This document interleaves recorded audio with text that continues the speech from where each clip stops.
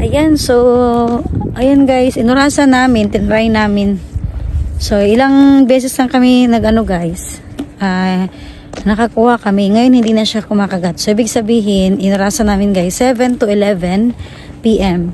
Ayan, may makuha tayong isda, may mahuli tayong isda.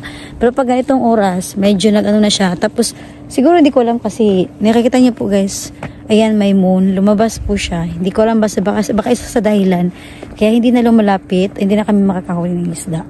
Ayan, so bukas ulit siguro na umaga. At this time, punta kami ulit sa toilet para toothbrush. Ayan, kung ano po yung pwede natin gawin dyan. At magbihis tayo para matulog. Alright, so sasakyan na kami matutulog ngayon guys. Ayan, so maya update ko po sa inyo guys sa loob ng sasakyan. Hi guys, nandito na kami ngayon sa sasakyan. Ayan, so nakapag-toothbrush na, nakapag-bihis na guys. Matutulog kami sa sasakyan. Ayan po, so this time is waiting na naman tayo guys para kinabukasan is hindi naman parang sulitin natin to guys yung bakasyon natin. At syempre kailangan natin guys matulog, magpahinga. Ayan, sarado natin yung kurtina guys. Ayan. Okay. Para na.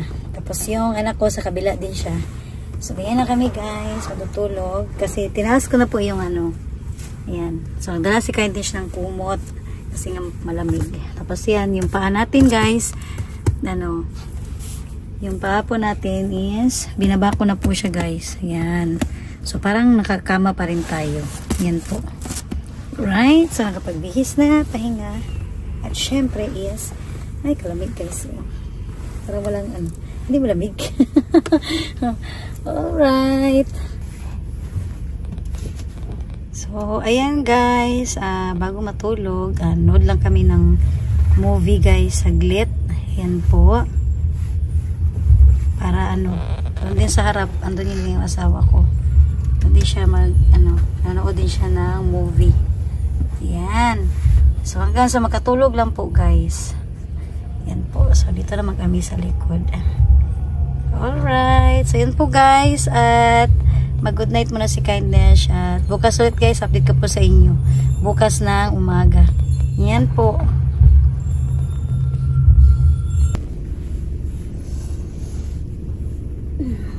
Hi guys. Good morning po. Ayan. Anong oras? Mga 5:30 AM. Ayan po. So, ayan, nantok pa si Kindness. Sarap po ng tulog ko guys. Ayan.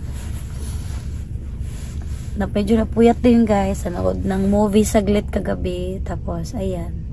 Sarap ng tulog. Ngayon pa ako nagising. So, bibihis tayo mamaya. Ayan. So, medyo marami na pong sasakyan na dumarating guys kanina pa. Pero hindi, yung iba, ibang pwesto naman sila. Dito lang sila nagpa-park. Ayan po. Dahil marami po kasi dito maraming pwesto po na dito lang sila nagpa-park. Then, maglalakad lang po. Tapos, ibang spot niya pupuntahan nila. So, yan po yung kagandahan dito sa napili namin na spot. Dahil pwede pong palipat-lipat. Yan. Okay guys. So maya-maya is update ko lang po sa inyo. Yan po. So konting konting pahinga pa si Kindness. So ayan guys. Mainit na po yung ating tubig. Ayan. So inom tayo ng cup ramen. Ayan. Higup ng sabaw. Tapos si Kindness naman ay mamaya is magkape rin. Okay. Dahil napakalamig po ng panahon. Medyo mas mahangin po ngayon guys. Right. Yun na guys. Magka-toothbrush muna tayo. Tapos ayan, nagbihis na po ulit si Kindness. Medyo pinalitan ko na yung jacket ko ngayon guys kasi medyo mas mahangin po siya.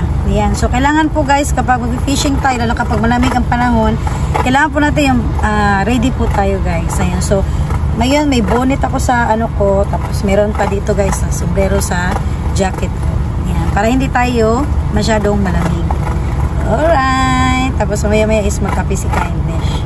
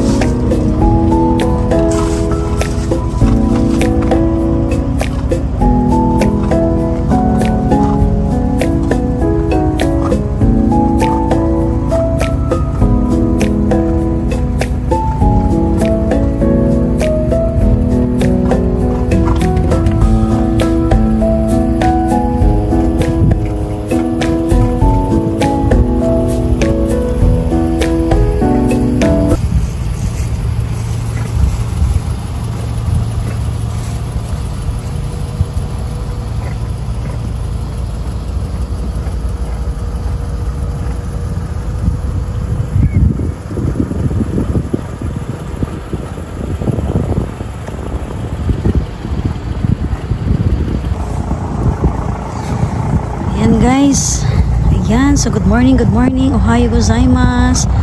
Ayan po, so this time is marami na rin ang nangingisda ngayon guys, sa sarili nilang mga boat. Ayan, ito yung ano guys, mas pinaka maganda yung may mga gamit ka talaga dito. At syempre, kailangan may license rin po dito guys kapag may mga kagamitan tayo katulad po nito. Ayan, sasakyang pandagat sa pangingisda. Ayan po. So, time check po is ngayon pa po is 6 AM po dito sa Japan. So, dahil malamig pa po yung panahon, kaya sa ngayon medyo madilim-dilim pa po. Ayan. Ayan guys, yung kape natin. Alright. Wow. Ano guys?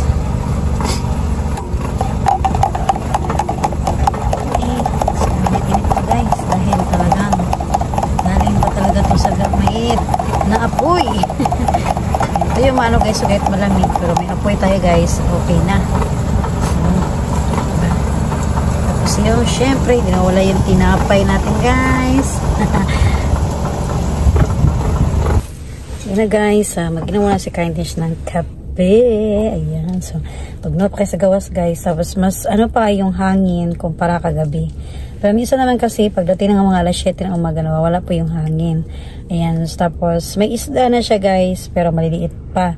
Yan, so ngayon kasi tinatry namin dahil first time namin sa first spot na to. So inaalam namin kung ano yung, katulad ng sa gabi alam na namin yung oras nung pwede tayo manguha ng isda. Tapos ngayon naman sa umaga, tinatansya din namin kung anong oras yung isda na pwede tayo makahuli. Ayan. So, this time is, inom muna si Kindness ng kape at magtinapay tayo guys. Alright.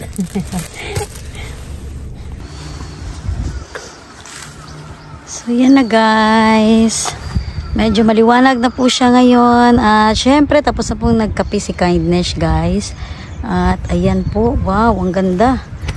Mga ibon agad ang nag-aanohan guys. Ayan.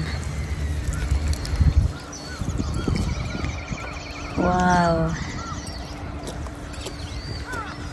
Ayan na po. Tuwing umaga talaga, nasa datingan na yung mga ibon, no? Oh.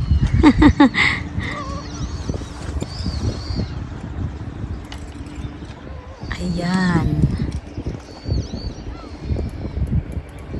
So talagang ano guys, maganda naman po ang panahon ngayon. So hindi po maulan sa Japan ngayon guys. Ayan. Wow. Kapag ganito guys, maraming isda ito. Kapag nilalapitan ng mga ibon. Ayan. Oh.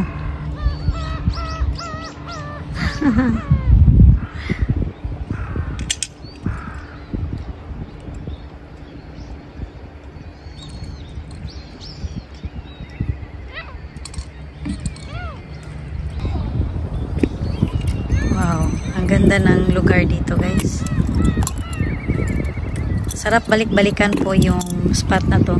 Ayan.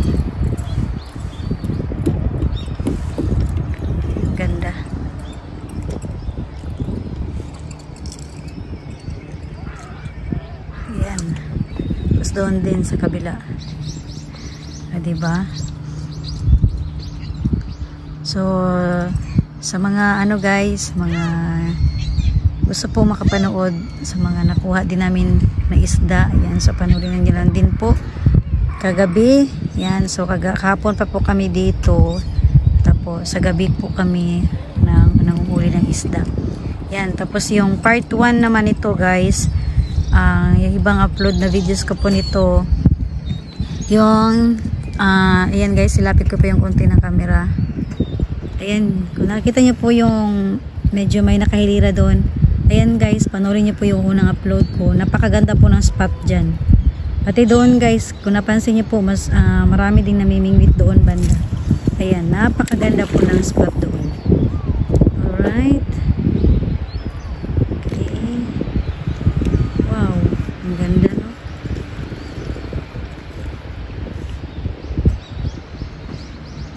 So, ayan ngayon guys. So, kagabi, ang dami talagang isda. Ayan. Mas kuhan pa guys ba, matambaka o tamban. Ayan. Ang kuha namin kahapon. Kagabi po. Alright. So, this time, may mga isda naman po guys, pero medyo maliliit pa siya. Ayan. Ayan, may nagkapi na kanina si Kindness, tapos nagkapramin na rin. Ayan. So, sinadya namin guys na hindi agad idiretso sa cooler. Kasi yung ano namin kahapon, kagabi, yung kuha namin kahapon, malinis na po siya guys. Ayan, pakita ko lang po sa inyo. Para pag ganyan po yung technique namin, kasi nga po, para at least yung dumi or waste po ng isda is diretso tapo na po siya. Ayan. So, pakita ko lang po sa inyo ngayon guys, kasi nalinisan na po namin. Ayan yung kuha namin kagabi. Ayan, malinis na po siya. Ayan po. Wow, sarap ito guys, sabaw. Ayan, or sa Bisaya pa guys, kanang kinilaw, kay fresh man siya. Ayan guys. So dapat mas marami pang kuha namin sana kagabi. Kaya lang nahinto kami saglit. Dahil nga po, nagkaano yung fishing rod namin. Yan, pero next time alam na din namin guys, kasi nga po first time namin, so syempre tinatansya din namin yung lalim ng yung parang nylon po, yan, ng aming fishing rod. Yan, okay, so at least malinis na siya guys. Ayan, kita nyo po, malinis na siya. Alright, sana may makuha tayo rin ngayong umaga. Kaya ngayon namin try namin ngayon guys kung anong oras din pwede tayong makakuha. Tapos doon banda guys, kung nakikita nyo po guys, may mga naglalakad doon. Ayan. So papunta yung iba dyan. Dyan kasi dadaan. Papunta po doon sa spot na yun. Yun, yung spot na yun. Doon po dadaan. So may parking area din po doon guys, mas malapit. Ayan, so yung na-vlog ko po nung nauna, panoorin nyo lang po yun guys. Pero may bayad po siya. Dito kasi free po yung bayad niya. Yan. Tapos, syempre guys, sa unang na-upload ko po na video, kasama na po yun doon yung sa bundok. Yan. So, pwede po kayong mamasyal dyan sa bundok. Napakaganda po masyalan dyan sa itaas. Yan. So, mas maganda guys, umaga pa lang, mapunta na po kayo dito. Family bonding, talagang yung naka-fishing ka na, nagkapag-banding ka pa ng pamilya mo, okay na okay po. Alright, ayan, ito yung life sa Japan. Ito yung oras ng start ng trabaho. Ganito yung mga sign. Ito po yung mga bell namin kapag nagtatrabaho kami. Start ng trabaho at saka start ng break time.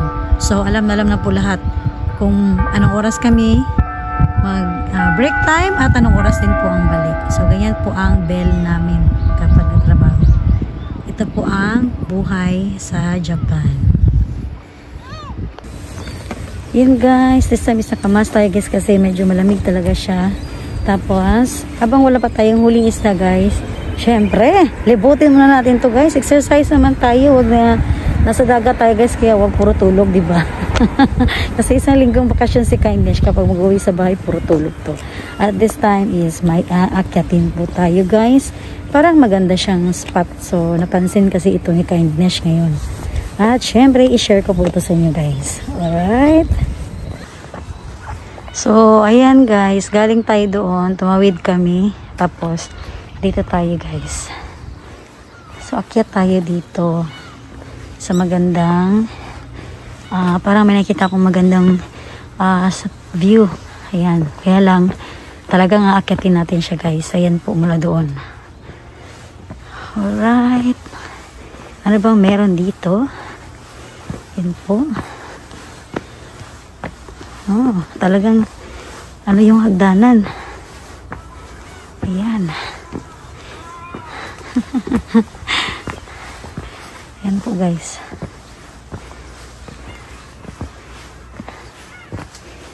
Pa dito rin medyo masikip. Wow, ang galing guys, oh, yung bato niya hanggang doon. Ito tayo, andito na tayo guys, so medyo taas-taas na. Yan, o diba, hingal yarn. Paakyat tayo ba, o diba. Ito yung maganda guys, kasi kapag fishing ka na, nag-enjoy ka pa sa magandang view. Ayan, ito tayo ngayon. Tapos akyatin pa natin.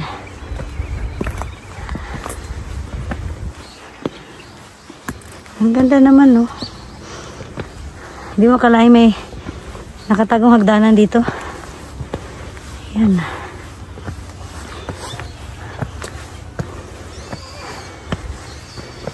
Ba, paano pa yung hagdanan niya? Oh, mula doon tayo guys. Diba? Yun dinala natin sa baba kanina. Tapos ito, akyat.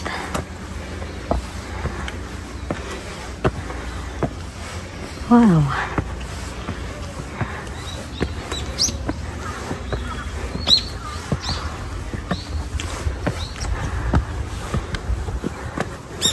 Oh naman. Galing guys, so, kasi meron pa din doon sa taas. Ayan. So dito muna tayo. Wow. Ang ganda, oh. Ayan. Hiningal si Kindness. Pwede po dito guys. Ano, oh. Ayan. Wow, ang ganda. Ito po yung ano mo sa taas guys, matatanaw. Ayan, ganda ng lugar. Wow.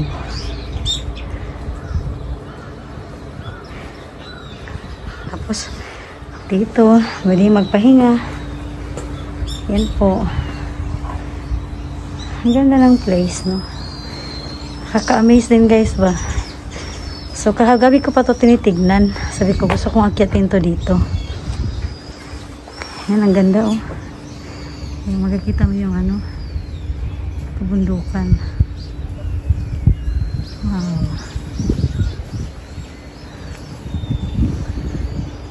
Oh. Ayan, ang ganda, no?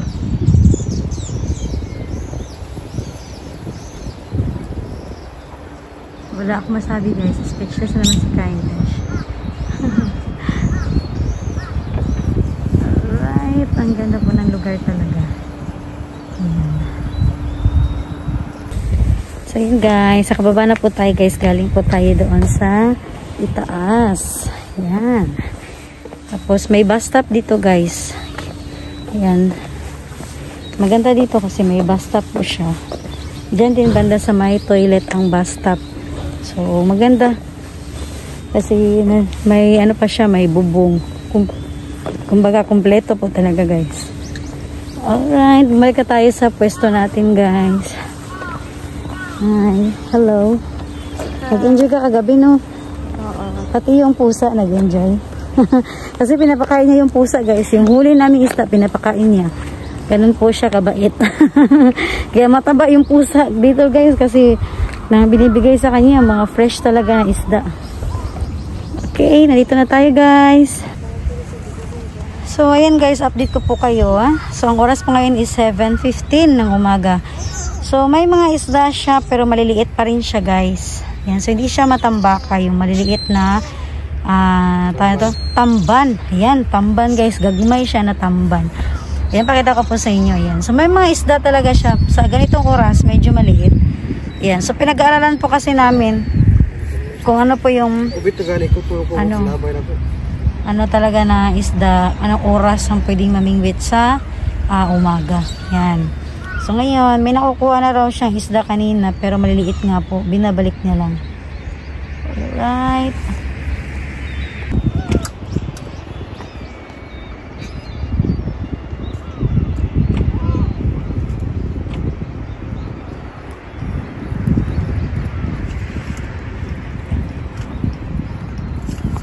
Ayan, guys. Wala pa tayong huli. Ayan, katulad po nang nabanggit ko kanina. Maliliit po na isda ang meron.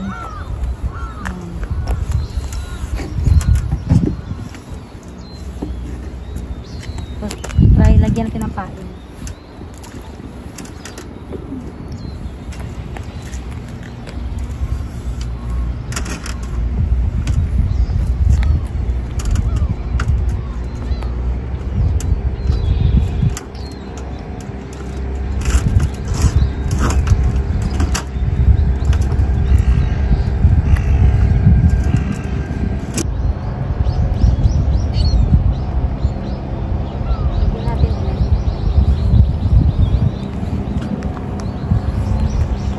Pinapaubos lang namin yung pain namin, guys.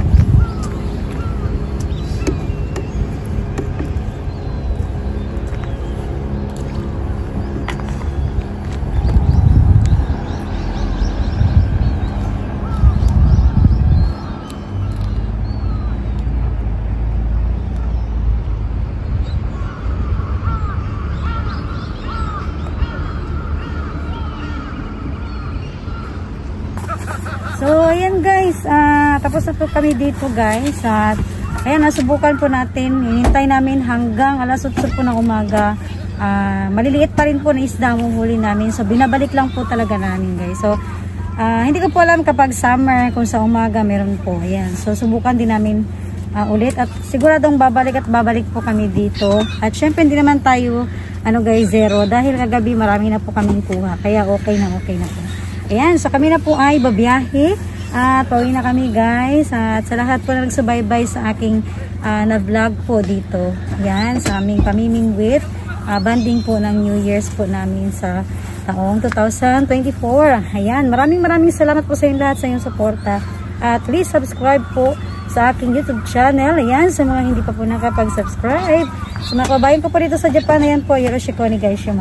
Bye po! Happy New Year po sa lahat!